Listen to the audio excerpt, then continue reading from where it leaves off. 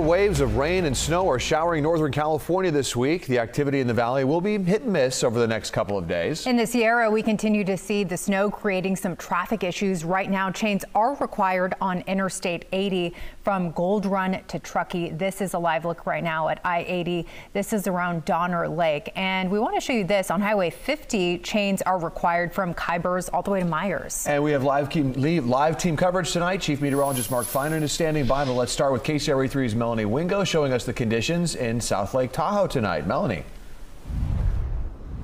Well, you know, we've been talking for the past 2 weeks or so about people in the Sierra and the foothills digging out from all of the snow that we have seen over the past several weeks. And we learned about yet another issue because of the snow tonight that fire crews are dealing with.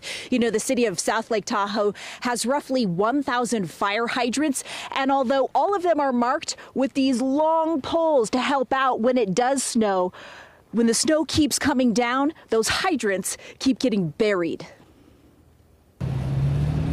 No matter where you look around South Lake Tahoe. Nice night for a walk. It's stacked deep and piled high. This year has just been remarkable with the amount of snow. All this snow not only making driving and doing daily tasks more difficult, it's creating a challenge for fire crews when they're responding to fires. Hydrants hiding under several feet of snow, slowing their response time. We're on a structure fire. Time is really, time is not our friend. South Lake Tahoe Fire Marshal Kim George explaining critical minutes are lost when fire hydrants can't be accessed immediately.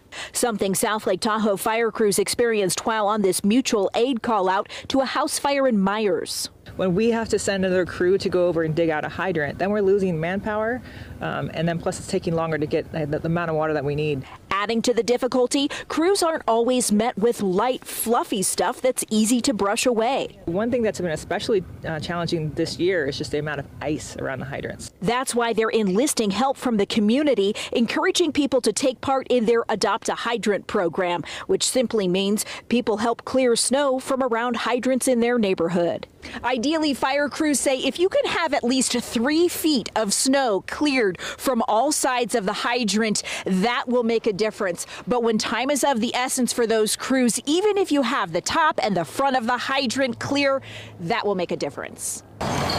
Even if it's just up to the front, even if it's just half of an effort, I mean, anything helps.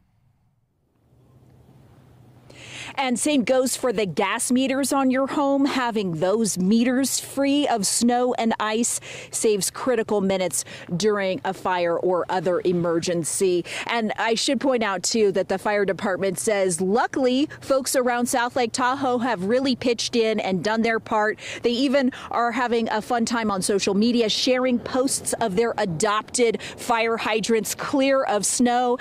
We need somebody to come over and get to this one because we know there's a fire hydrant deep in here. Even the fire marshal tried to help us get to it earlier, but it's somewhere deep underneath all of that snow.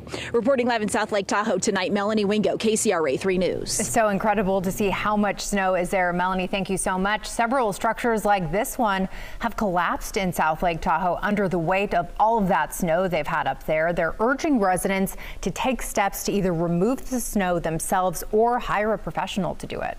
And the heavy Sierra snow has Union Pacific rolling out its rotary snow plow. Janet Muff sent us this video of the plow heading up the hill to clear the tracks of snow and ice.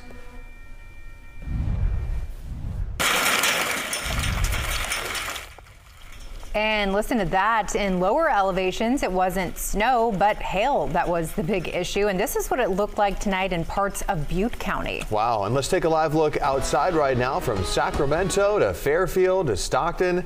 On and off showers, as we've been mentioning. Let's check in with Chief Meteorologist Mark Finan. Yeah, what we've been dealing with over the last 24 hours is more the nuisance showers as opposed to some of the steadier rain and snow we saw over the weekend. And as you can see tonight, the valley is dry. There is lingering snow in the Sierra. Sierra and a few more showers coming off the Coast Range. Let's talk about some of this snow. From time to time, we will get enough snow to cause more issues on the roads. We may get a couple of inches of snow over the course of a few hours to cause more problems on places like Highway 20 and Interstate 80, as well as Highway 50. But as you can see right now, there are just these little spots of snow, but many areas that are dry. And I think that's the way it's going to go again tomorrow. So if you are planning on heading up over the hill during the day tomorrow, you got to check the chain controls, because at one time the road may be open and another time we may have a complete closure because of some snow and spinouts.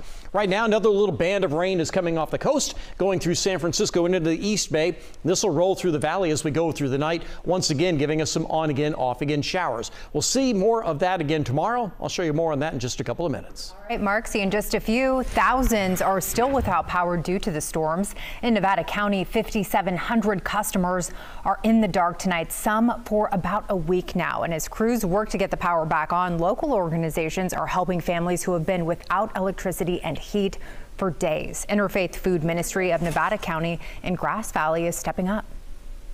It's been rough, but we're getting through it. Staying positive. We are also aware that, some people don't have power or refrigeration right now. So if they come in and they say they need food that's ready to eat, we can provide them with our specialty bags. Definitely want to keep an eye out for like your neighbors, disabled or elderly friends, to try and make sure that they have everything that they need, assuming if they're stuck out in an area where they don't have food.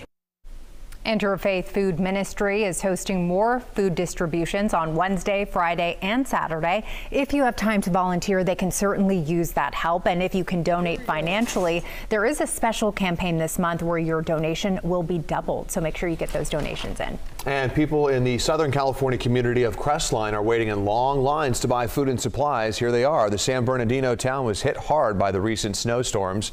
After the roof of the local grocery store collapsed under the weight of the snow, people who live in that town say it has suddenly become difficult to get food. It's hard to make stuff. I'm just eating what there is, so it's getting uncomfortable. And then they say, like, go get supplies. It's not an easy thing to do. It's a trek to the store to get supplies in the freezing cold. Then you got to trek it back home. Stater Brothers is nowhere close. Our one grocery store is fallen, so we're in bad shape. And it's not just food shortages. Some people are missing critical doctor's appointments, and others say they're running low on their medications with no way to get to a pharmacy.